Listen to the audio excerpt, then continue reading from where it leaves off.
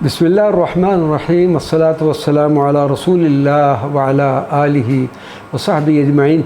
नाज़रीन व सामीईन किराम, अस्सलामु अलैकुम व रहमतुल्लाहि व बरकातुहू। इराक़ का एक कदीम तरीन शहर बाबिल है और यही इलाका नमरूद का पाया तख्त रहा जिसने खुदाई का दावा किया था।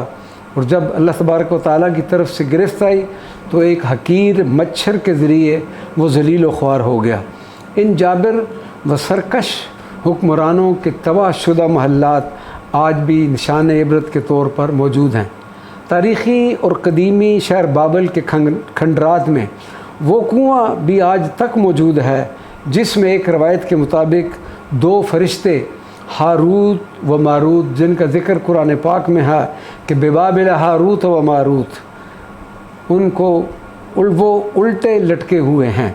इस कुएँ में अभी तक, यानी मैंने साल 1997 में इस मुकाम पर पहुंचा, पानी मौजूद है जो इंतहाई गहरा है। पत्थर का टुकड़ा अगर फेंके तो कुछ वक्त के बाद पानी की आवाज़ सुनाई देती है।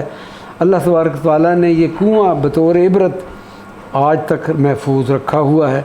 शहर बाबिल से वापस जाते हुए एक नबी ज़ुल्किफ़्ल अलैहिस्सलाम का गाँव आता है जहाँ बनी इसराइल के मशहूर पैगम्बर हज़रत ज़ुल्किफ़्ल का मज़ार मुबारक है।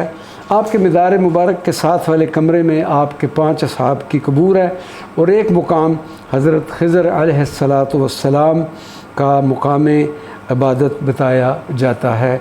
इंशाअल्लाह अगले क्लिप में कूफ़ा की ज़ियारत पर मुख्तसरन बयान करेंगे। वमा अलैना इल्लल बलागुल मुबीन।